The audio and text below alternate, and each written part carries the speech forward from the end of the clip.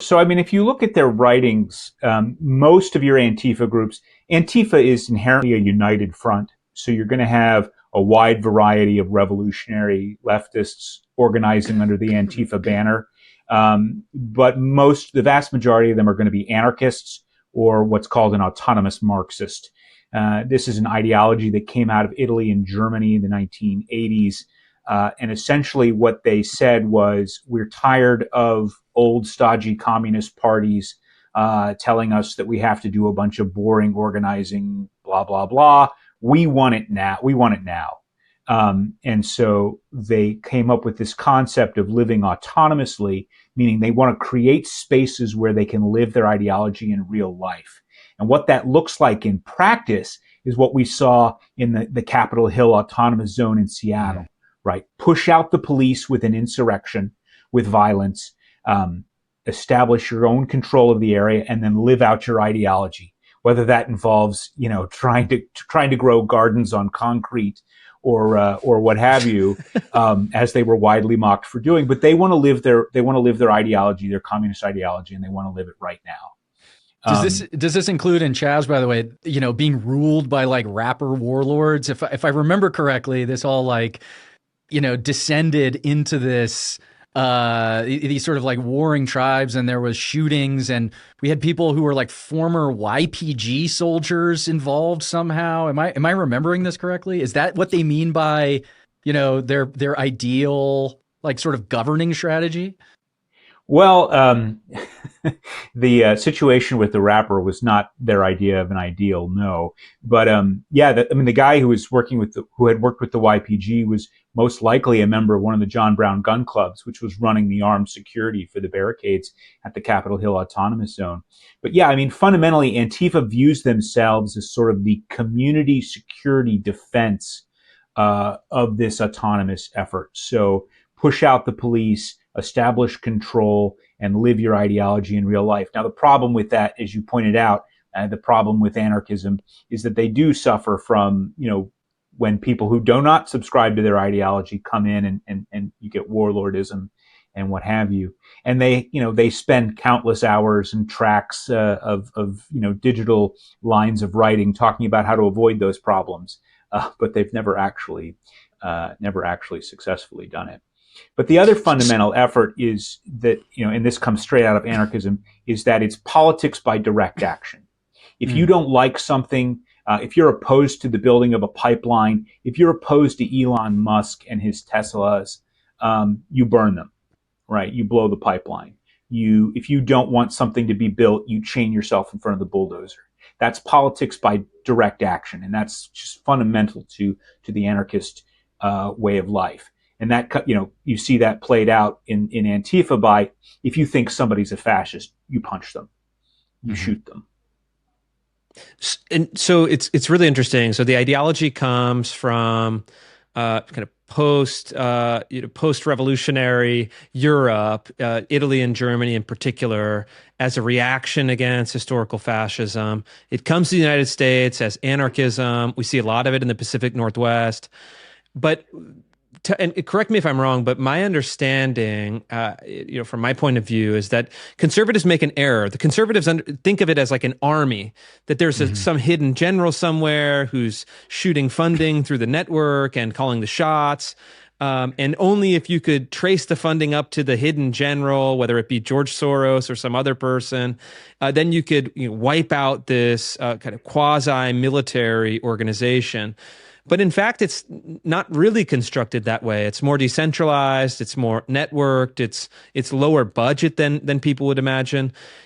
In your analysis, how would you help us understand the structure of Antifa? We see the images, the guys in black, throwing Molotov cocktails into police cars, but what is the structure behind it, and what is the kind of what has greater truth to it?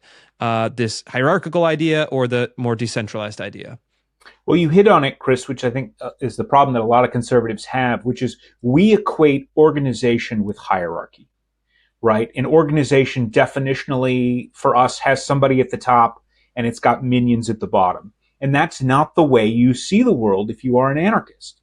If you're an anarchist, you see the world as these organizing through these decentralized networks of people who are doing, what they want to do. So the fundamental building block of Antifa and any anarchist structure is the affinity group. It's just a small group of people who know and like each other. They share each other's politics and they want to do the same kinds of things together, right? These groups are very, very tight together, very, very small, typically, 4 to 12. You get much larger than that, it becomes very unwieldy. And theoretically, everything is done through consensus decision making. So if the three of us are an affinity group, we have a conversation. We say, okay, well, what do you want to do? You say, okay, well, let's go burn down a Tesla dealership. Okay, well, how are we going to do that, right? Everybody's in on the plan. Everybody understands what's going on. Well, if we don't have enough guys to do what we want to do, we got to cooperate with other affinity groups. So we'll find other affinity groups, the other guys we know. We'll communicate maybe through signal chats or meet at an anarchist bookstore and kind of feel each other out and decide until we can get up enough guys to do what we want to do, right? So everything is bottom up and everything is non-hierarchical consensus decision making, right? In terms of anarchist direct action.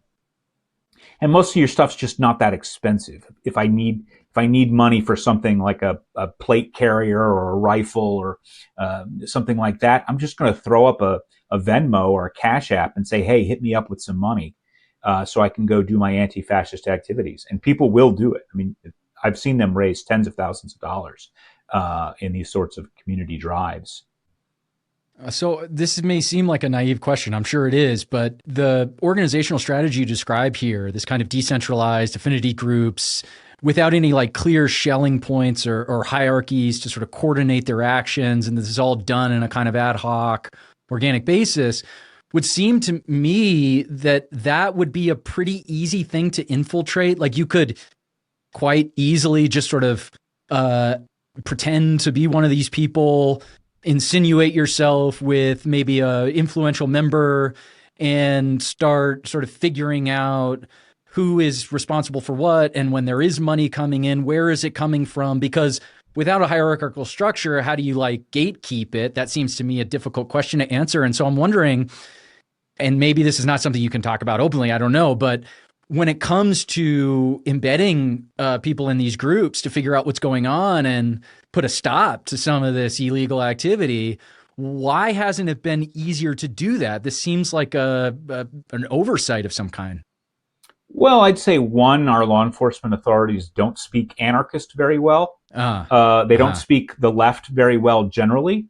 It's kind of much easier to pretend to be a white racist chud who loves machine guns than it is to be a conversant anarchist. But the other thing is that these groups recruit out of other leftist structures. So they're going to be recruiting out of their local union or Industrial Workers of the World group. They're going to be recruiting out of the local Socialist Rifle Association. They're going to be recruiting out of some union, some environmental activist group, some other group doing leftist politics. Now, they know that the law and police regulations do not really allow law enforcement to sit in a union hall for 6 months establishing credibility. So because they can't just spy on political involvement. Right? Despite what we've sometimes seen the FBI accused of on the other side of the aisle, but especially when it comes to the left, the FBI knows that the larger leftist movement has very good lawyers. They have very extensive legal support and legal protections, and if they don't do things by the book, their cases will be thrown out. I mean, that's what happened to the Weather Underground and the Black Panther Party, Black Liberation Army. They built cases and those cases got thrown out because the left has very, very good legal support. So you were talking about, what things cost and following the money. The violent side, the direct action side doesn't cost very much and is very decentralized. But the structures that provide the support that is really necessary to do these things, those structures are typically not anarchist structures. They're typically more traditional Marxist-Leninist or Marxist-Leninist Maoist structures, groups like the National Lawyers Guild and so on. And these groups provide support, most of which is entirely legal. You are entitled to a legal defense in this country. So just because somebody is charged with a terrorism offense, they can raise money for a legal fund and defend that person, utilizing these structures that they have, and that those are the structures that they rely on for a lot of their big, expensive needs.